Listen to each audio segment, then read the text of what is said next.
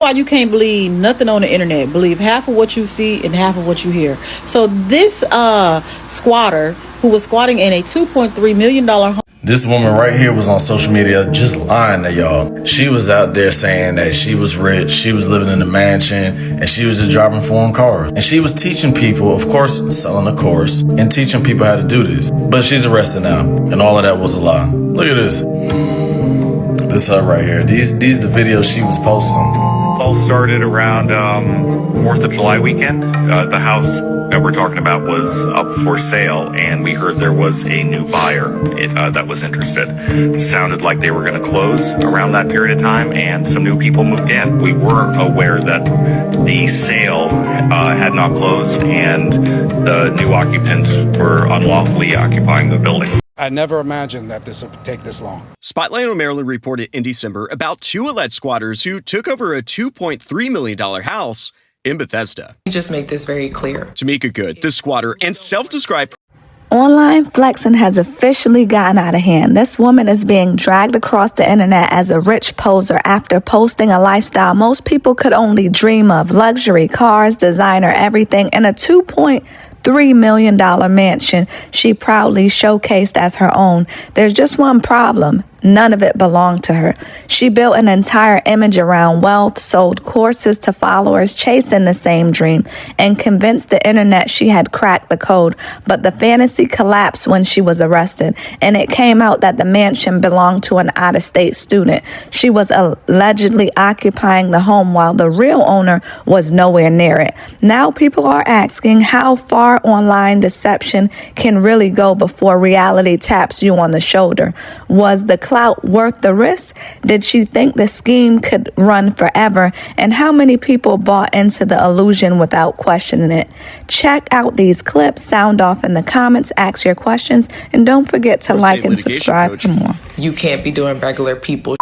Featured the estate in a TikTok video posted on her account just 6 days ago. Good was charged last year with multiple counts of burglary, trespassing, and other crimes associated with her squatter takeover of a multi-million-dollar Bethesda home. She had a scheduled court appearance on Thursday morning. In exclusive footage obtained by Spotlight on Maryland, Good can be seen in a black Porsche Cayenne leaving the property soon before 7 to make it to court. During the trial, Good argued that it was unclear which bank owned the foreclosed house because there was no clear trespassing sign. The assistant state's attorney for Montgomery County replied after hearing Good repeat herself multiple times, saying, "I know who doesn't own the property, and that's Tamika Good," adding, "This isn't some vacant, abandoned, way out of the woods house." Hi, Miss Tamika Good. Do you believe that squatting is a crime? Why are you in a $2.5 million property, Miss Good? After 3.5 hours of arguing her case before a judge as her own representative, we attempted to make contact during the trial's lunch break. Get out my face. Ma'am, why are you in a $2.5 million property? Meanwhile, after Montgomery County police followed Good into the garage to survey her actions, she went back to the courthouse to argue her case for another hour and a half.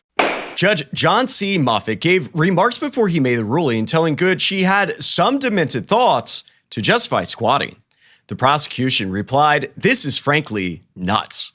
Good was found guilty on all counts of burglary and breaking and entering, and immediately sentenced to 90 days in prison. I think the District Court of Maryland did the right thing today. Ian Chen, a 19-year-old living with his parents in a neighboring house to the home Good occupied, brought the case before a Maryland commissioner's office because he said he wanted to take back the neighborhood from criminals. I felt it was my civic duty to do the right thing, to file these charges, and then to ultimately bring her to justice here today. Another witness in Good's trial, who asked not to be named for safety concerns, says he blames the state for a lack of action in what he says was terror. There was a law that was trying to get passed to kind of streamline the process, but I think that got shot down. Make a rational, concise decision to change the rules where it differentiates a squatter from a legal tenant. Until then, Bethesda neighbors say they will patiently wait until the next chapter of this squatter saga sees its day in court. I was pretty scared. I mean, all of us in our neighborhood were.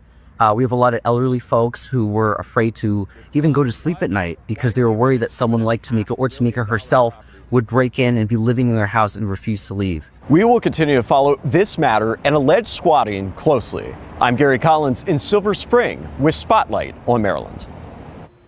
The other alleged occupant of that Bethesda home, Corey Pollard, was also due in court today, but We understand he did not appear because he was recently arrested on an outstanding unrelated warrant. How did this all start? How did this all happen? Hi, I'm Gary Collins with Spotlight on Maryland, a collaborative news project with the Baltimore Sun. This week, we went to a quiet multi-million-dollar suburb just outside of Washington, D.C., where neighbors say a $2.3 million home was taken over by squatters after it sat vacant following a foreclosure. Court records show one man was arrested at the property on an outstanding fugitive warrant.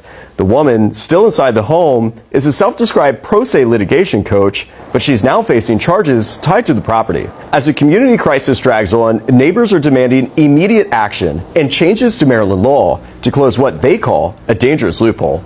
Read this full story now on Baltimore. There she go. Driving that new Porsche.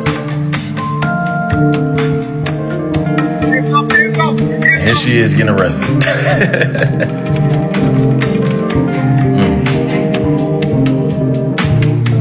I was pretty scared. I mean, all of us on our neighborhood were, we have a lot of elderly folks who were afraid to even go to sleep at night. So now she got to do 90 days in jail.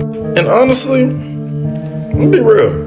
That's what she get. I really don't care that she has to do those 90 days in jail, because you was sitting there making all that money off of people, off of you lying. Like, you was telling people that you was somebody, but come to find out you're nobody. And then, I ain't even trying to play a hate, but that Porsche was old. Y'all look at the back of that Porsche. Y'all go back on this video and look at the back. That's an older Porsche. Y'all already know how them older models be. They look like the newer models from the front, but when you look at the back of them, it's like, yeah, that's an older Porsche. And then, why do you even feel comfortable sitting in somebody else's house, sitting in an empty home it's not yours? Did you think that nobody was ever gonna visit the home, try to tour the home, rent the home out? Did you think nobody was gonna, like, what? I don't know. It don't make sense. Y'all let me know what y'all think about this. Follow for more.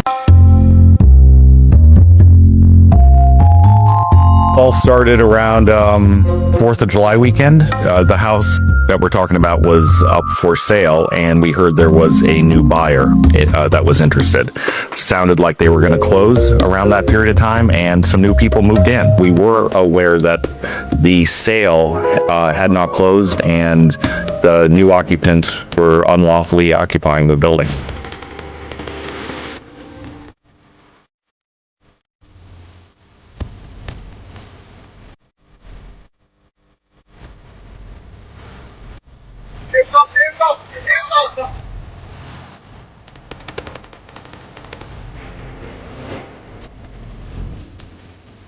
I was pretty scared. I mean, all of us in our neighborhood were, we have a lot of elderly folks who were afraid to even go to sleep at night because they were worried that someone like Tamika or Tamika herself would break in and be living in their house and refuse to leave. Why you can't believe nothing on the internet. Believe half of what you see and half of what you hear. So this squatter who was squatting in a $2.3 million home decided that she was going to do whatever the fuck she wanted to do, and now she is sentenced to 90 days in jail for squatting in a home that was not hers. She created this entire lavish lifestyle on the internet to make people believe that she was living like this, and the whole time you was living there not right. I'm talking about you was squatting in a $2.3 million home. Like, you mean to tell me, I mean, I don't know, but you know, manifestation is real, but baby, you ain't gonna be able to do it stealing and going to people places that's not yours. Like, if you want that $2.3 million home, put in the work.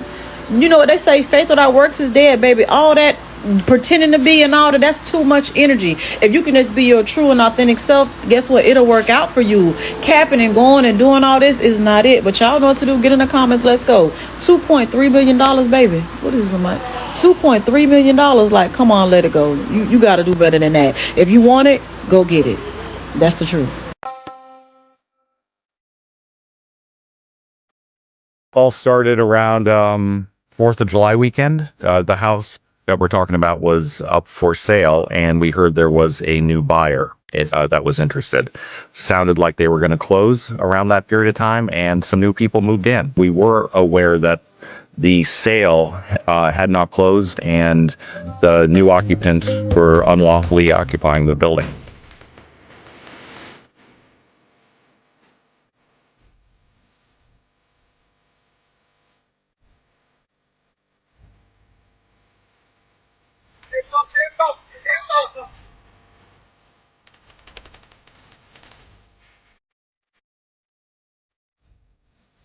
I was pretty scared. I mean, all of us in our neighborhood were.